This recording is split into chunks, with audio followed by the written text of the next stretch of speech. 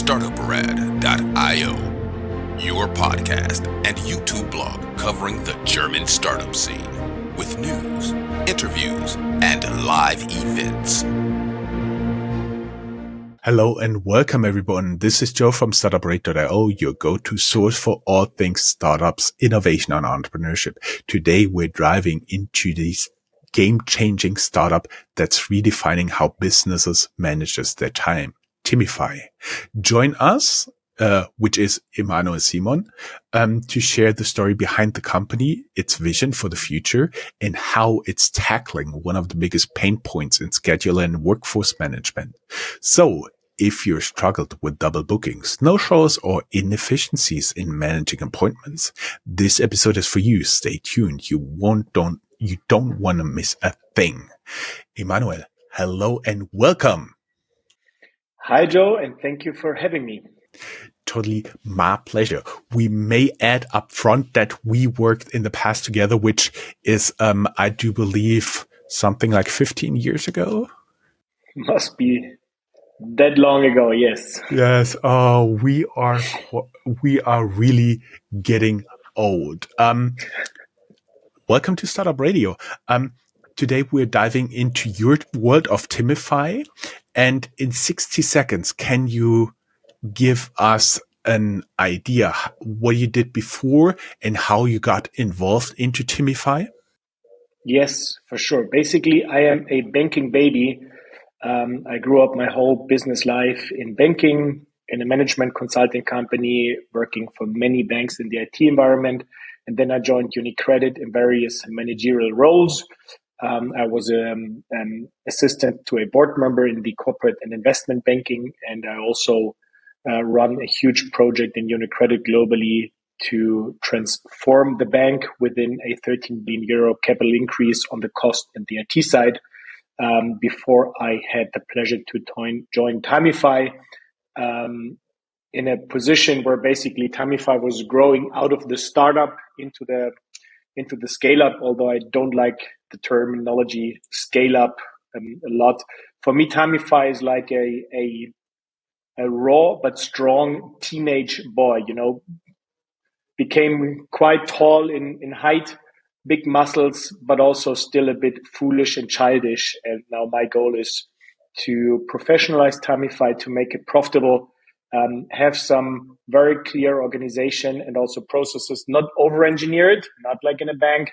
So we have to still be agile, fast, and speedy, and overall very client-driven. That is basically my goal, was for the last 2.5 years and will be for the next, hopefully, quite some time. Timify. Yeah, that actually makes more sense. For our audience, I would be curious, leave us a comment. What do you think is the biggest problem Timify is solving? There are actually two. Number one,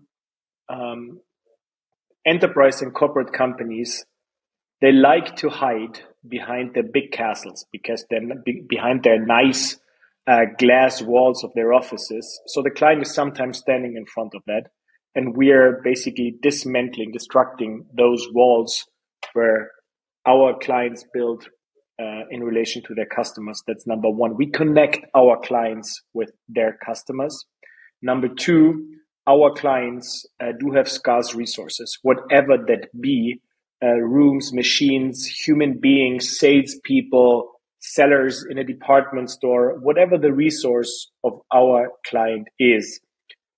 We make sure and guarantee that these expensive and scarce resources, like salespeople, are allocated very efficient to the services our client provide, and then interact with their customers to make sure that the customers of our client do have a seamless and very straightforward customer journey to increase revenues and make sure that the customer of our client is a happy customer. You are, as always, a pretty fast guy. You've always been pretty sporty, and you're way ahead of us here. Let's go a little bit back. We can already tell you're not one of the founders, but you were hired for this position. Can you take us back to the moment you said, Let's join this company. Let's try it out. Yeah. I'm a little bit bored of consulting and banking. Yeah, that was quite interesting. Because if you would have asked me like 3-4 years ago, I would have never skipped my nice, well paid, and very secure job in banking.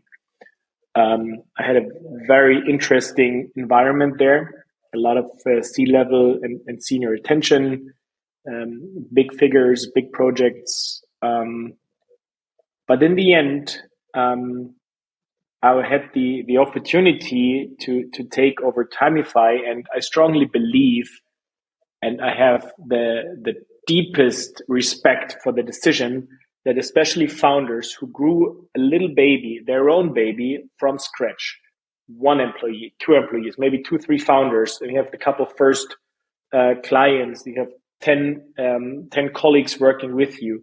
But there comes a point where you need some kind of different management style, right?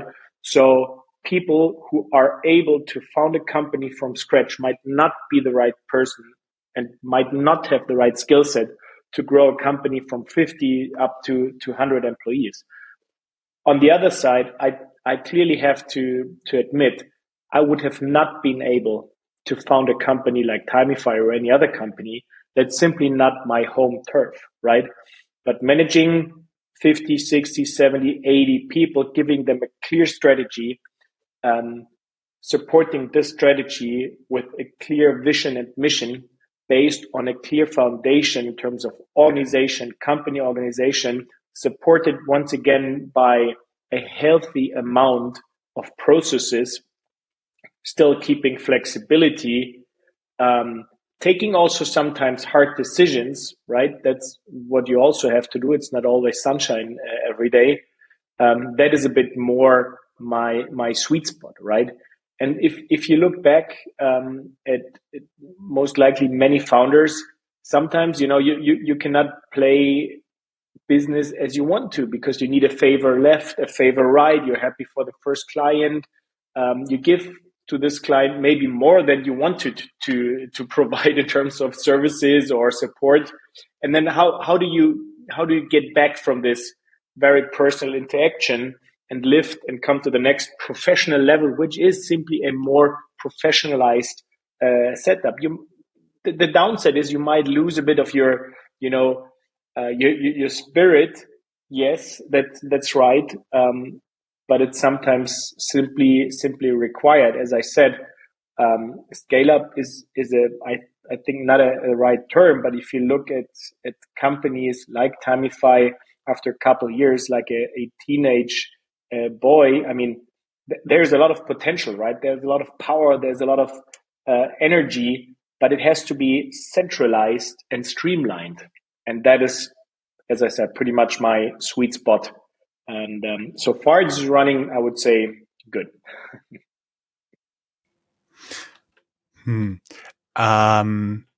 People can already tell you're a dad.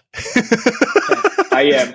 Yes, there is a difference in skill set from founding a company to leading a growing company. And I actually realized some of the entrepreneurs, they just stagnate, but the company stagnates together with them. They stay on a certain level, maybe 50 employees, and then it doesn't grow anymore. There is a reason, right?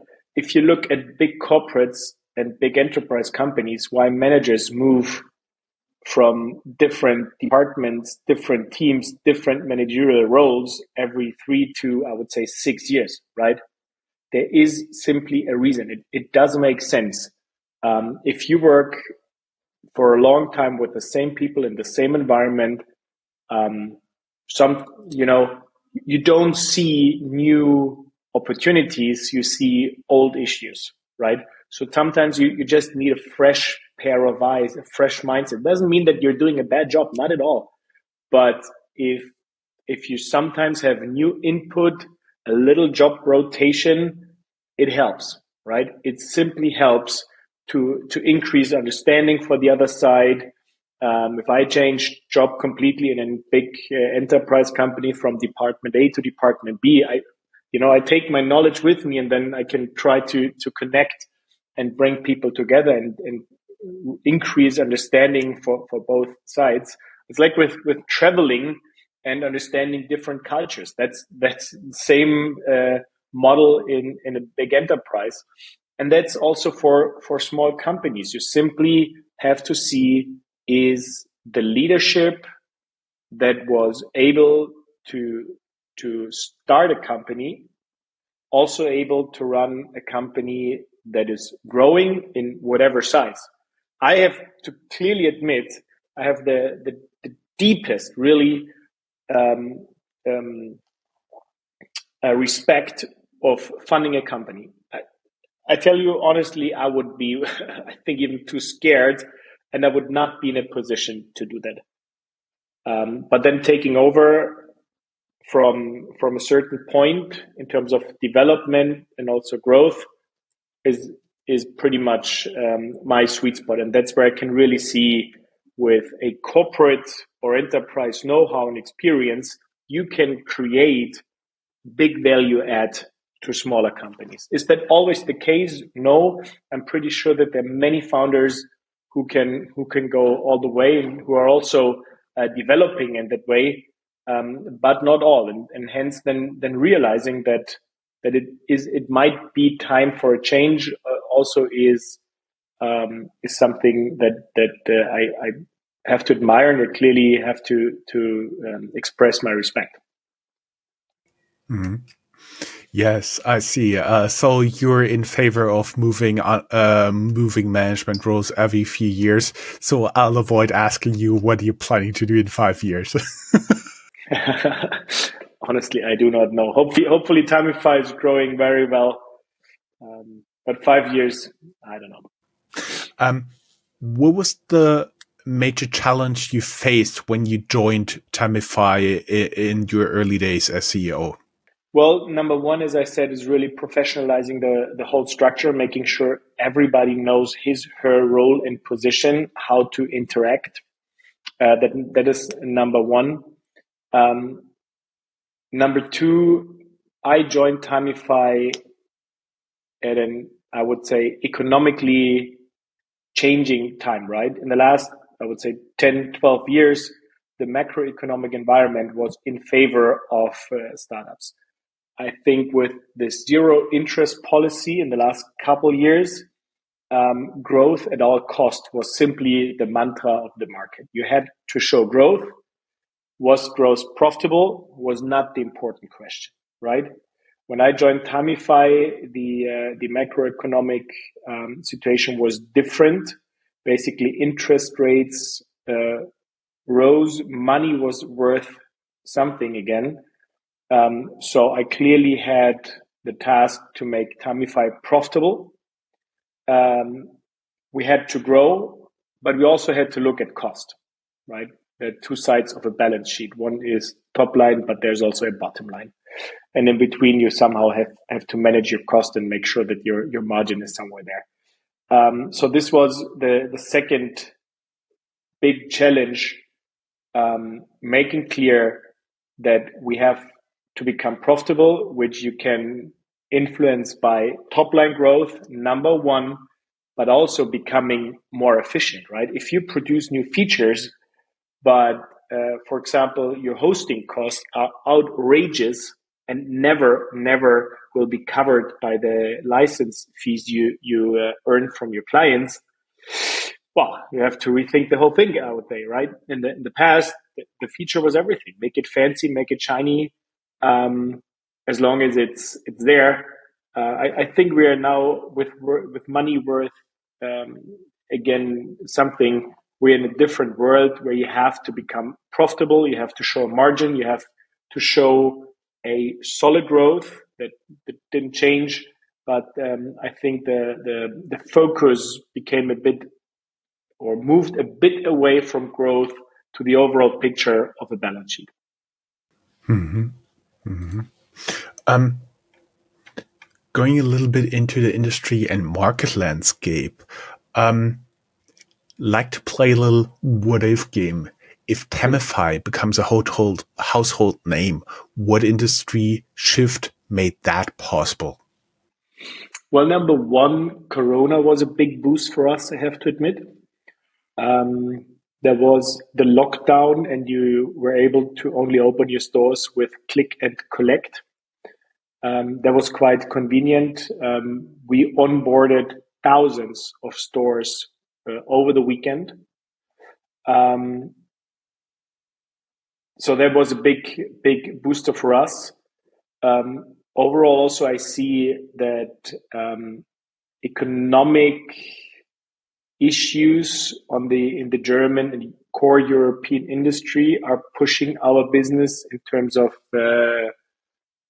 making sure that the very cost sensitive resources like salesperson, like people who work in a department store, have to be, they have to keep busy, right?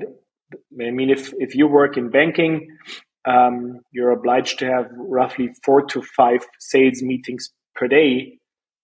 If you only have 4 versus 5 and do that every day, at the end of the week, you have 20% less revenues, and your boss will knock on your door saying, "Hey, Joe, what's going on? Why did your revenues drop?" Right?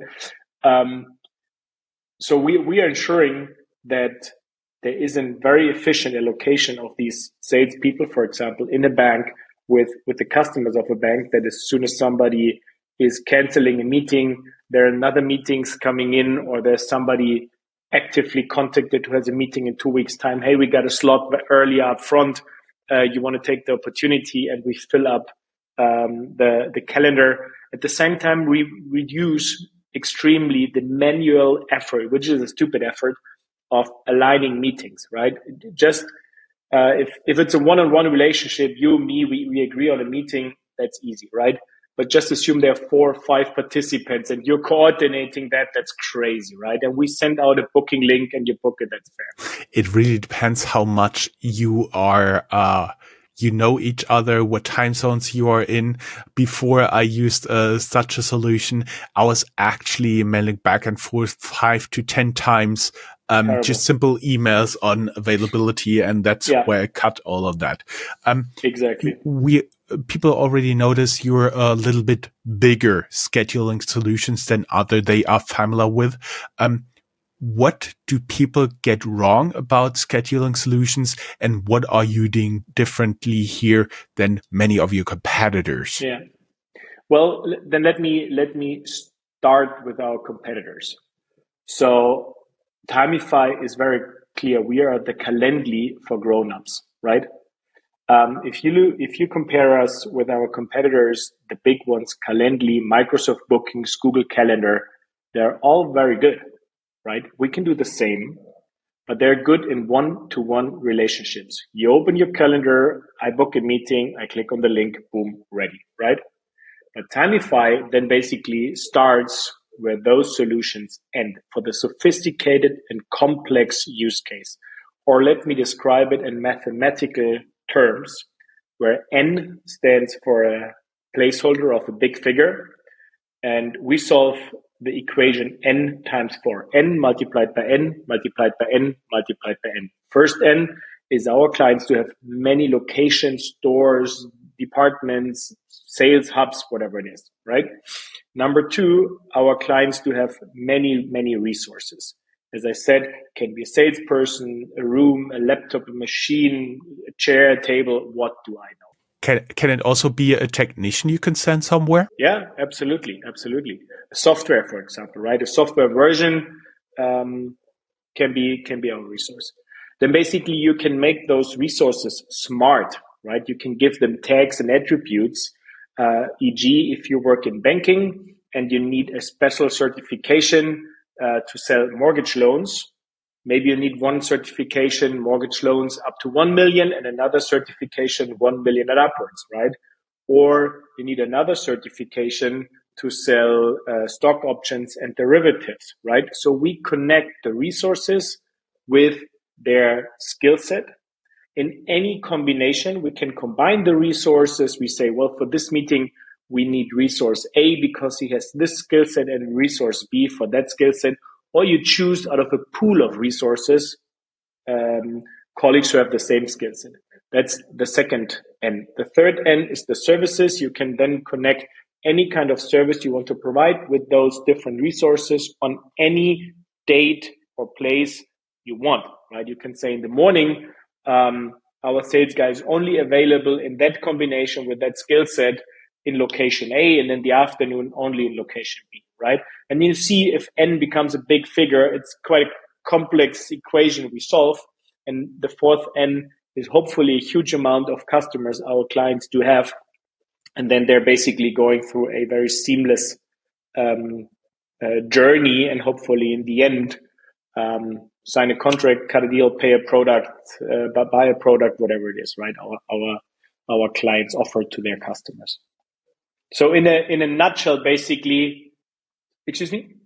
No, in a nutshell, if you look at Microsoft, allow me the expression, Microsoft Google is pretty much the entry drug into scheduling, right? Once you're not happy anymore with Microsoft scheduling facilities, which is free of charge as soon as you have a Microsoft license, which is quite expensive. Basically, companies come to us because you don't write Microsoft an email saying, "Hey, I have this edge case here. Can you help me out, please?" You do with us. We support. We have a very clear philosophy of supporting and listening to our clients, which we do, and we don't onboard them and leave them alone. We're there for our clients, actually. Mm-hmm. When you painted that mental picture, what I had in mind is that you can manage a big organization in terms of sales, in terms of customer support, in terms of technical support, across different time zones. Exactly. Time zone is totally included. That's not a topic we have to deal with. Also, like holidays or national holidays, sick days. A very nice feature we just released. If you have a sales team of 5 people, right? Sales team, they have certain skills. They have meeting slots, etc. pp.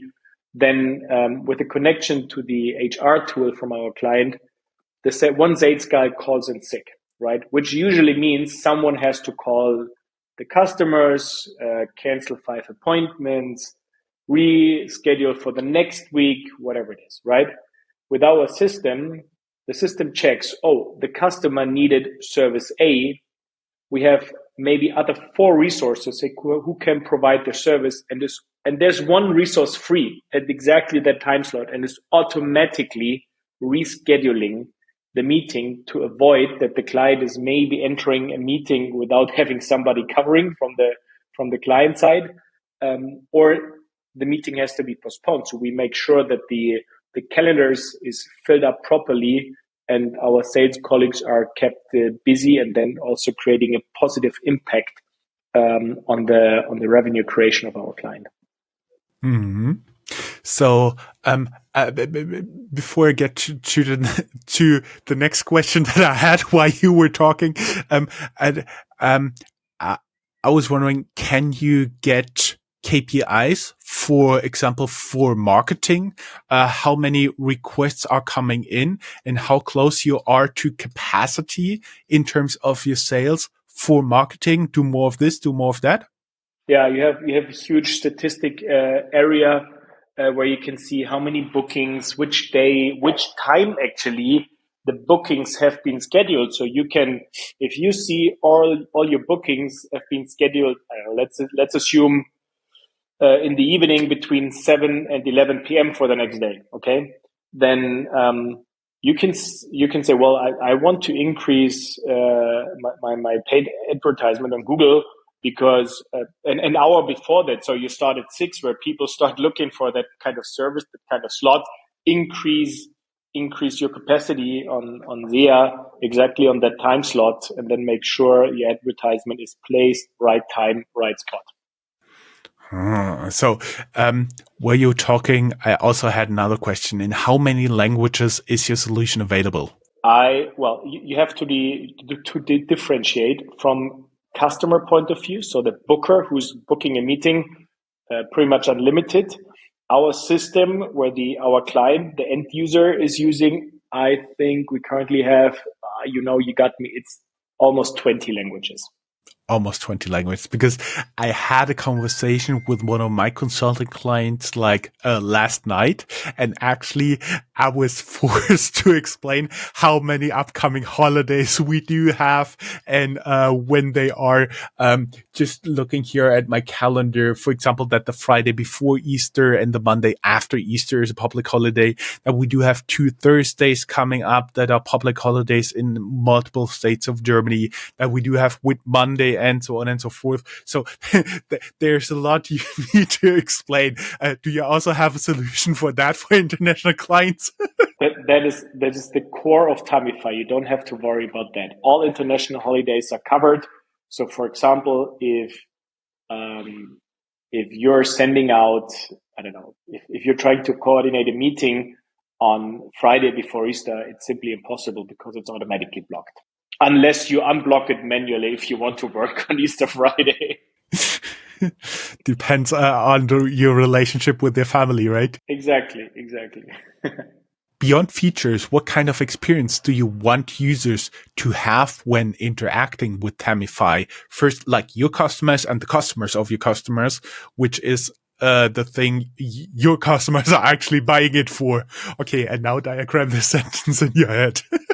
Well, with our clients, I want them to realize how powerful Tamify is and how extremely deep are the possibilities of customization, right? It really reduces the manual effort coordinating meetings for our clients. On the customer side, which we also call the booker who's booking a meeting, we can customize also this journey. Basically, we do have many clients who use us in their HR department. Alrighty, if you, for example, look at hiring processes, I mean, everybody who applied for a job in the last couple of years knows maybe the first interview is easy, right? But you have to coordinate a meeting. The second interview, maybe you need a team head and an HR guy, and then you're playing with meetings. You get an email, 3 slots.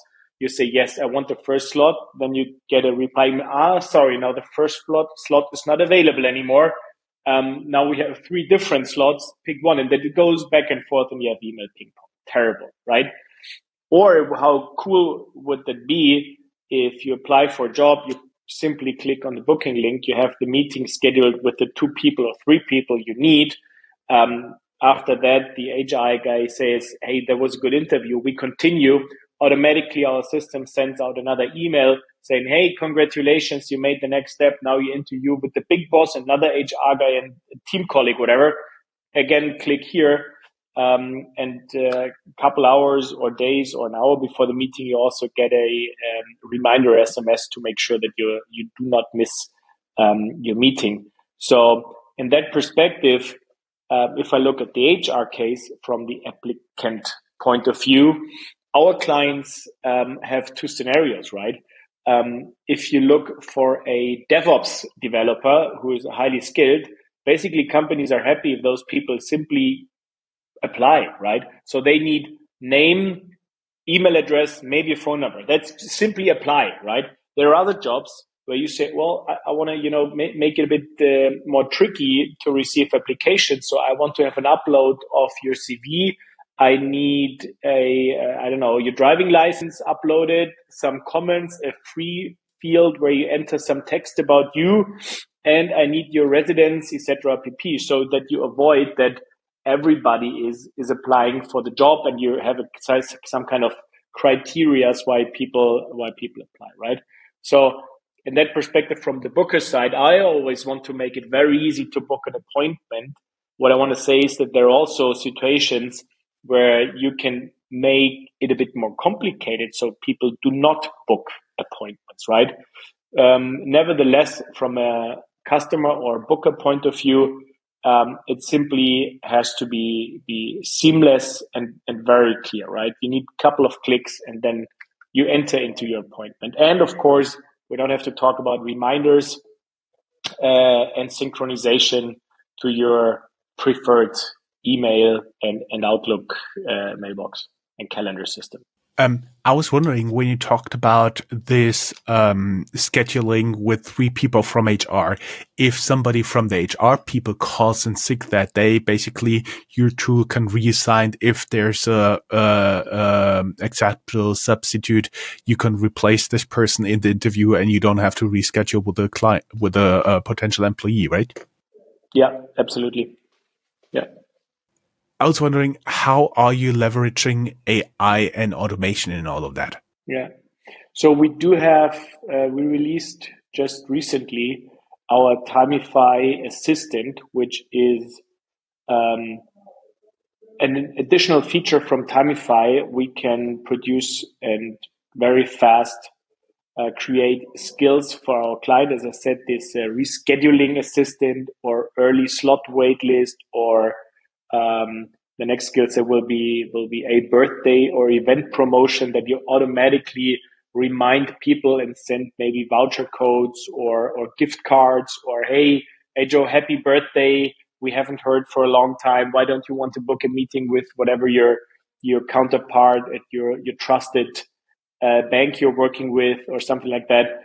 These are skill sets AI supported, where we basically, with intention to reduce once again the manual effort regarding scheduling and support our clients in optimizing their interaction with their customers. And our goal is basically quite easy.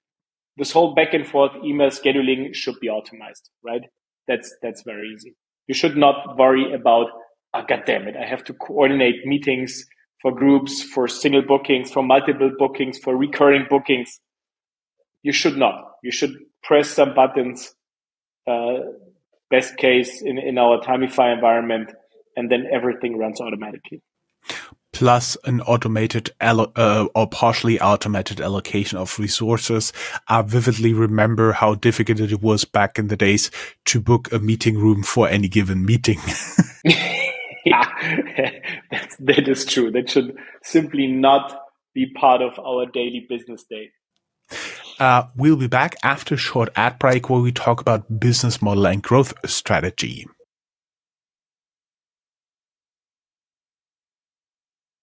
Hey guys, welcome back to our interview with Emanuel Simon, CEO of Tamify, next generation scheduling and I would say resource allocation tool. We are talking about your business model and growth strategy here. What's the revenue engine of Tamify? Can you break it down simply?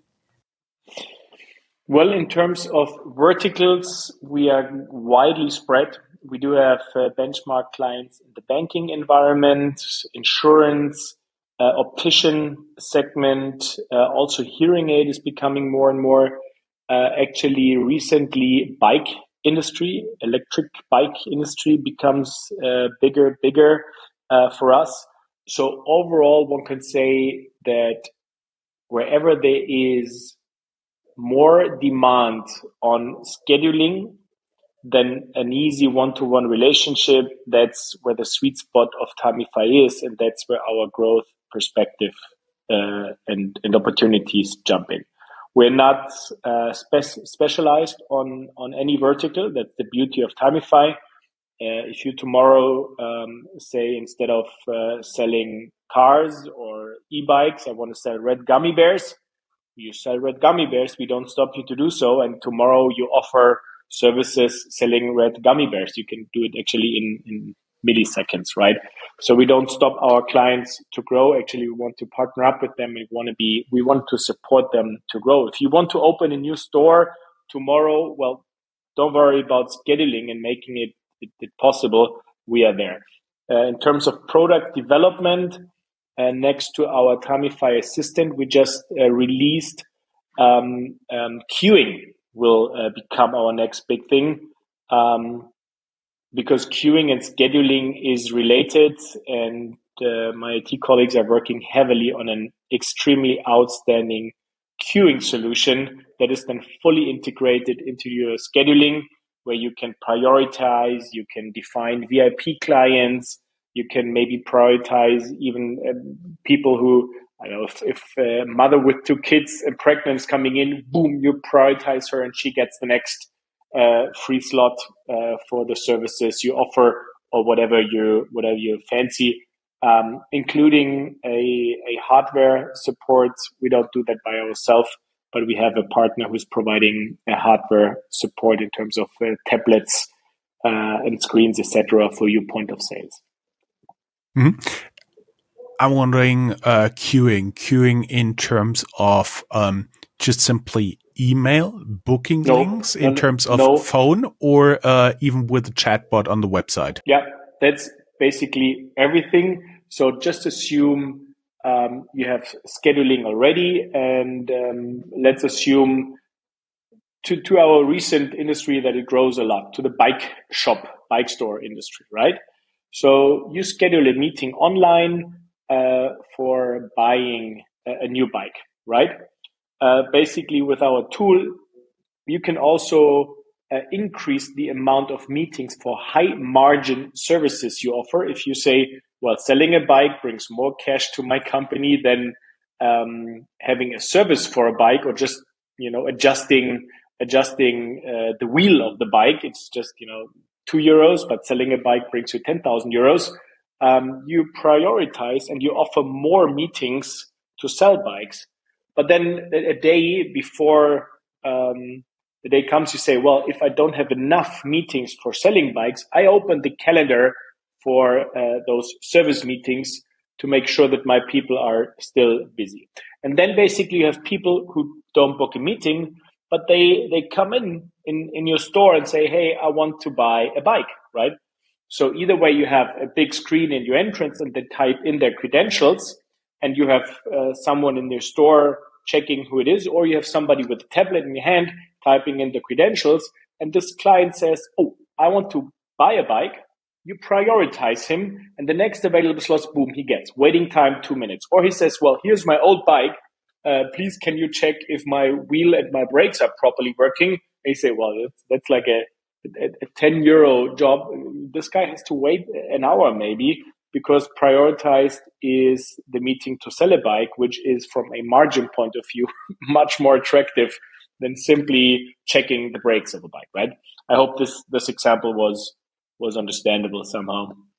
And you can do that in every industry. If you look at the high-end retail industry, we're based in Munich. If you go here, downtown Munich, there are sometimes queues in front of the high-end companies, the big brands. So how cool would it be if one of your VIP clients is checking in and you realize, oh, this guy just checked in, so I prioritize him. Although there's a big queue outside, this guy shows up and you sent him a QR code. The guy at the door is scanning it and you prioritized him. And this guy is surpassing the queue.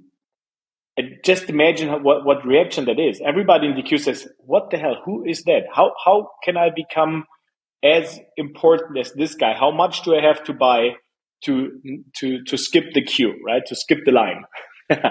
So these are the funny things you can do with queuing in connection with scheduling. And then whether it be for bikes or big fashion brands, or for government, if you go to one of our Kreisverwaltungsreferate or which is the county administration officers, yes. Thank you. Like that, it doesn't matter. We don't care what the service is or what the place. You can basically treat that all pretty much the same, right? Mm-hmm. To our audience, I was wondering, how do you guys think Tamify can expand its reach? Emanuel, another question, because we now realize you have small SMEs and really big enterprise customers. How do you approach them differently? What's your different go-to-market strategy there? Well, the SMB clients, we highly appreciate them. But basically they register via our homepage, and basically that's a self-registration process. Corporate enterprise company, we have active outreach. We spend really human resources on talking to them, interacting with them, having meetings, providing them proper onboarding. Sometimes, and I totally understand that, companies don't even want Tamify to appear So they connect us via our very well defined and structured API. And we are a white label solution totally embedded into the IT architecture and landscape of our clients. So you don't even realize that you book a meeting, except you read the data privacy policy. That's where we mentioned. But operationally, you don't realize that it's Tamify. And we do not have an ego saying, well, but we need our logo on your landing page. As long as it works for you, I am a happy service provider, right? In the enterprise segment, I clearly have to say the coverage of clients is important, right? It is very, very important. I think not being for ages now part of the SaaS industry, I think many companies underestimated the effort and the requirements needed to keep clients, to basically not only sign a client, but also keep clients as happy clients for quite a long term. Because you need to interact, you have to schedule your fixes weekly, monthly, bi-yearly, whatever it is, right? But you need a counterpart, you need somebody you can play with on the other side. In a big corporation, those people change, they move on to new jobs, etc. pp. So you need a good coverage, not only before you sign a contract, but also after you sign a contract. And then it always sounds easy to connect and implement new IT, but in the end, that is many times still people business, to make sure that everything runs smoothly and your software is properly used on the client side. I was thinking about a question. I should write them down and pay not so much attention to what you're saying because I completely forgot. Let us go a little bit into the finances just a tiny bit. Last time you raised, according to Crunchbase, funding was in 2020, and so far you've raised, according to them, 11.5 million euros. I was wondering, how do you balance rapid growth with financial sustainability, given the current environment of higher interest rate, plus just recently much more insecure world with the Trump tariff introduction here, which may or may not wreak havoc on the global economy? Well, here I think I have a big advantage coming out of the banking industry, being a bit more old school. I learned the hard way that you should earn first money before you spend it, right? So that's pretty much my own personal DNA. First earning the money, and then defining how to spend it. Nevertheless, growth, it's still a growth game, right? So you have to always be on the edge. So cash on the bank account is nice for all CEOs, let you sleep well, but it's unproductive liquidity, right? So you have to invest it in terms of more sales, more product, whatever you currently need. So honestly, I can't give you an all answering and all solving answer. It's simply a trade-off, right? Sometimes you have to be a bit more on the risky side. Sometimes you have to be a bit more on the safe side. Nevertheless, as we touched it before, profitability is key these days, and at the same time you have to grow. So you have to find a proper balance. That I think depends on your shareholder structure. Are they willing to provide more cash? Then you can be more aggressive. Are they not? Then you should be more restrictive. So there is no right or wrong. I think every company has to find its own way based on the very clear requirements: become profitable, become self-sustaining, but you also have to grow. And somewhere in between there, you have to find your own way.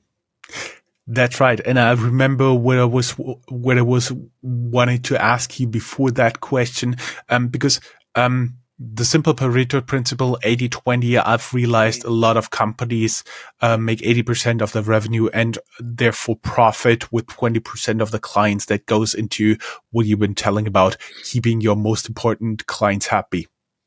Yeah, true. But at the same time, it's easier to say than really to do. You should not be dependent on a couple of big clients, right? That's even from investor point of view, they don't like to see the bulk risk in your top line. Going a little bit into team and leadership values, what are the core values that define the Tamify culture, or Tamify culture, sorry? Well, I do have a big history in sports. Beside working and playing and spending time with my family, I'm totally into sports. I played semi-professional baseball in Germany, which is not common at all, but it was fun back in the days. So I do know what teamwork is all about, right?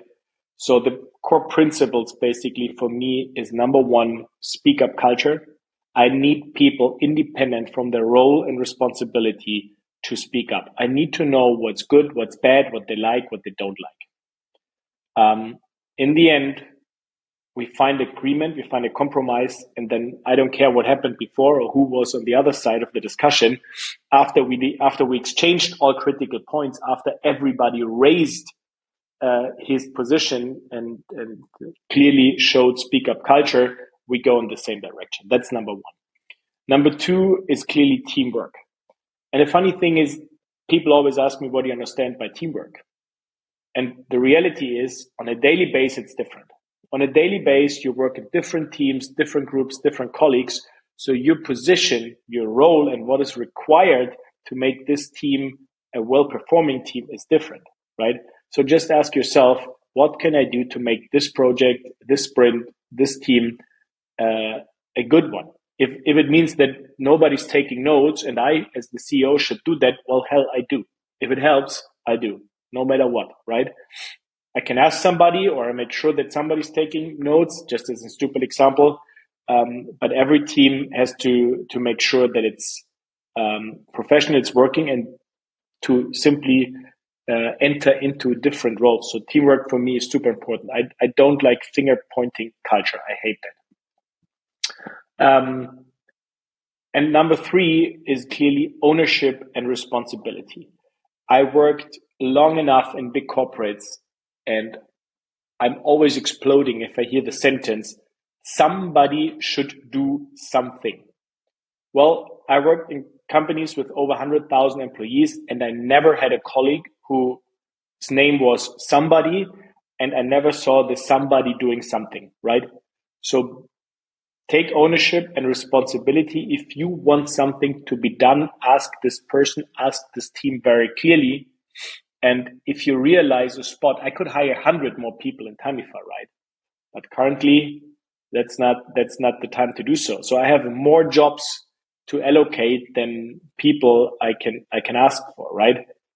And that means just take ownership and responsibility. Do things. I'd rather have people do 1,000 things and do 100 errors rather than doing 10 things and 1 error, right? I don't care about errors. Do errors. If you do things, even if it's in relation to clients, we can talk about that. But not doing things, not answering to clients, not picking up a ball, not picking up a loose end.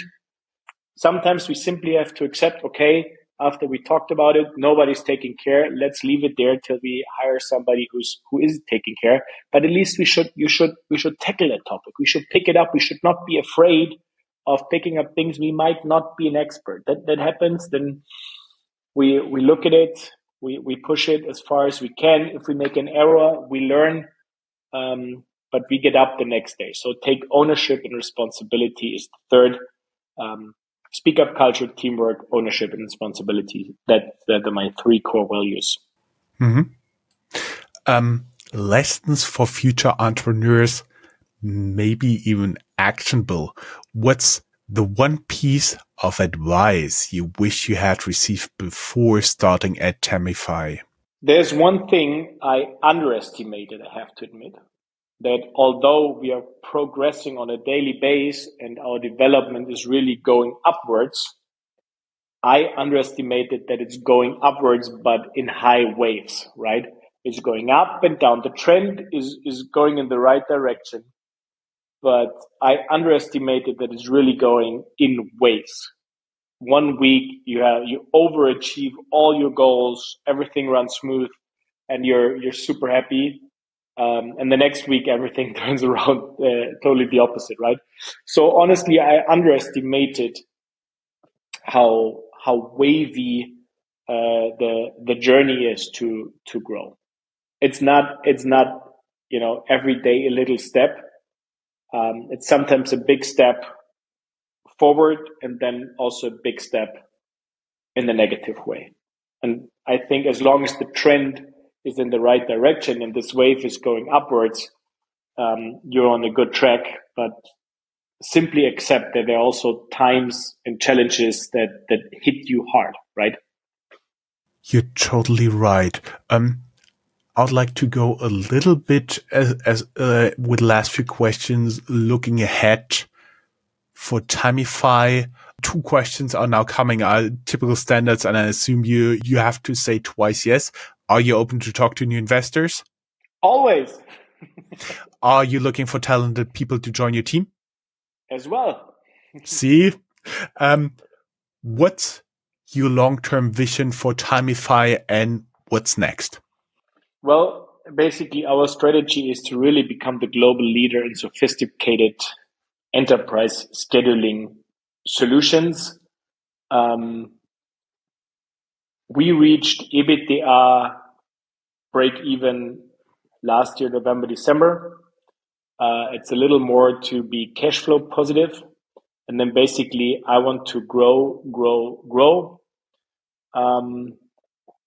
Product wise, I already said, next to new skills in our AI-based Tamify assistant, queuing or line management becomes our next topic we want to deploy this year. Many clients from us already ask. It creates a lot of traffic and tension, and basically having a great and powerful scheduling tool. It's just, we don't start from scratch for queuing. It's just a little add-on we produce. And honestly, I want to see many happy clients using Tamify and people using online appointments. That would be my dream. That is pretty great.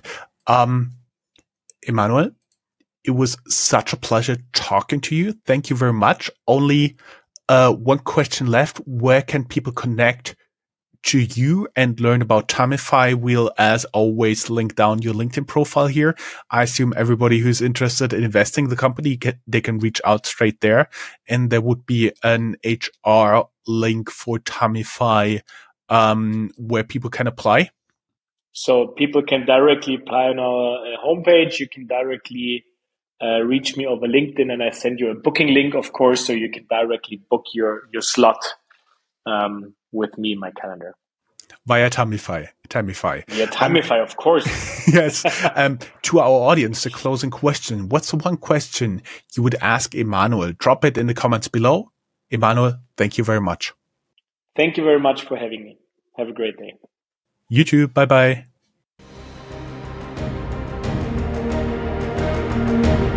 That's all, folks. Find more news, streams, events, and interviews at www.startuprad.io. Remember, sharing is caring.